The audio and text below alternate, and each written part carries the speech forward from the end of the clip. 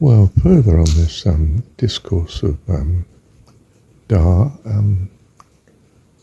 I just thought I'd do the obvious. I'd ask AI about the word. In many parts of Britain, especially in Scotland, Northern Ireland and north of England, like Liverpool, people use the term Da, capital D-A, for their father.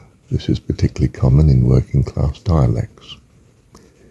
Northern Ireland, perhaps the most frequent users, Da is the standard informal term for father. In Scotland, it's used frequently in the Scots language and informal Scottish dialects, alongside terms like paw, P-A-W. Oh, your pa, yeah, cool, okay. I gather that's what they mean anyway. Liverpool, Merseyside, that's where I came across it, had a church in Merseyside. Due to strong historical Irish influence, Da is a staple of the Scouse accent, Liverpool, Merseyside, where it's common to hear me da, me da, me da. My da, you see, my dad. Ireland, while not part of Britain, the term, meaning the mainland, the biggest island, while not part of Britain, the term is widely used across Ireland, especially in Dublin and the East. Yeah, okay. And heavily influenced its use in the UK. Is it used in Wales? The primary informal term is dad or tada, T-A-D-A.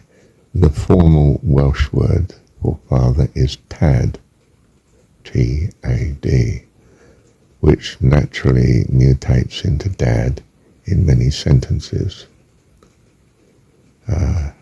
Die, D-Y, die dad, means your dad.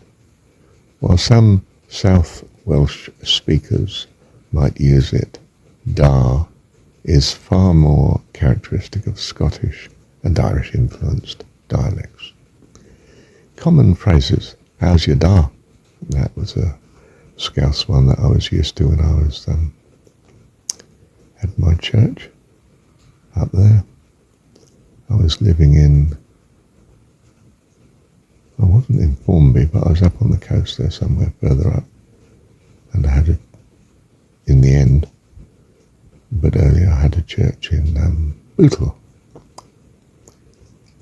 Me da. Instead of my dad, I'm going to the pub with me da. Pub, of course, being public house, drinking place, alcohol.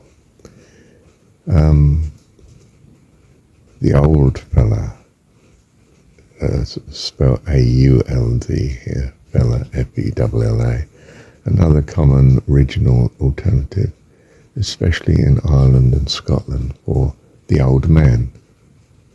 Tell the old man so-and-so, meaning dad. Not God in this case, of course, mean dad, father.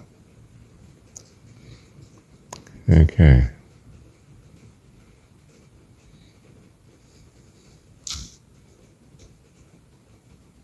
AI, somewhere I read here, points out that the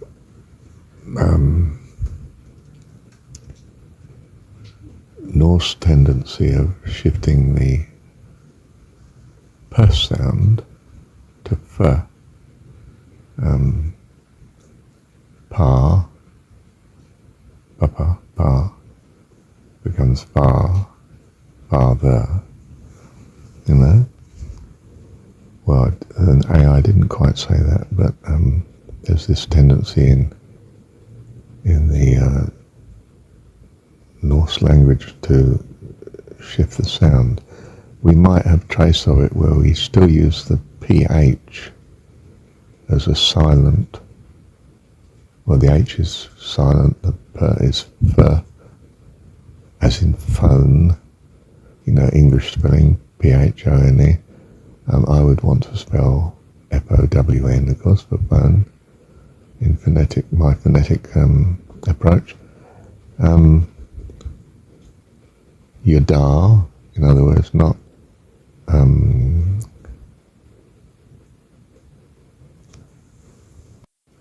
not the original first sound, father, but da, da, and shortened. Mater and pater tended to be very posh English private schools, or as they're referred to, the elite private schools as public schools. You'd learn Latin and Greek there, and somewhere mid-18th century there was a tendency for such scholars to refer to their parents as mater and pater, because they're studying Latin, you see, which, well, pater is of course for dad. The R sound, as I've said before, is very much a primal, foundational sound in phonetics, where, in awe and wonder, it's the breath is just sucked out of the lungs by the awe and majesty of what you're looking at. God, you see. Essence of awe and majesty. Yes, it's interesting how language can also mask history, so that we're left with perhaps a more convenient historicity. The British are Germanic, more than Italian, Roman. We had a Roman occupation for 400 years, but the Germanic ever-pressing invasions from the north, Vikings and so on, Danes, Normans, Old Saxons as well. Norse, originally the Stepland, Scythian type peoples, who in the end turned on the eastern branch of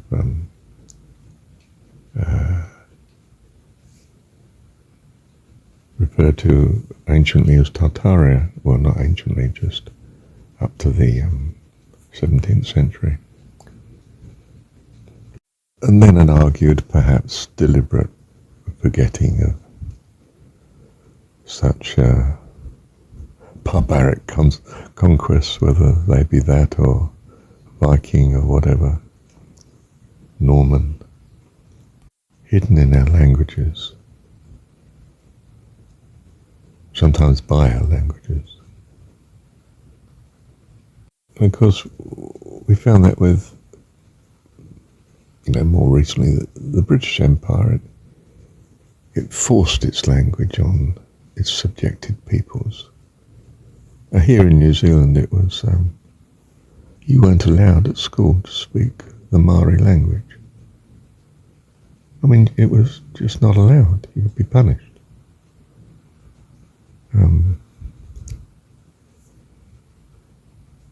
You can imagine the hatred that sort of causes, can't you? Because it's a comprehensive, part of a comprehensive inclination to control and subject others, take control of the language. Another aspect of media control in a way, isn't it? Influence. Socialization generally. I mean, the school is sociologically it's understood to be an agent of socialization, along with the mass media and entertainment. Hollywood spreads Western American values all over the continent and all over the English-speaking world and the world generally. More recently, we've used business and commerce and trade as a means of this socialization. In some sense, our more successful enterprises become household names in all sorts of cultures across the planet. Simply because they value its products. So that business enterprise gives you a foothold into a different culture, and if you're defending that culture, you may see it as an intrusion, a deliberate intrusion perhaps, and do what you can to resist it. It's not quite so sinister as it seems if you believe that for harmony and peace we have to have the same values and culture, and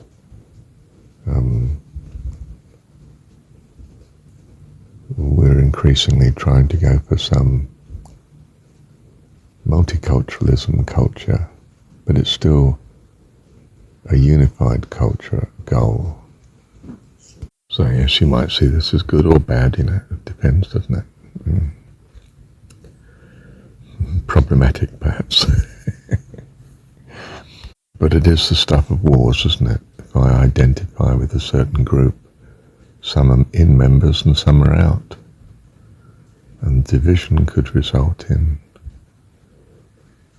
major organised clashes against each other, which we call war. And,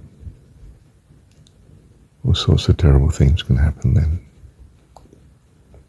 But to put a more positive spin on it, God allows it for good reason. Is the view that I'm pushing, of course.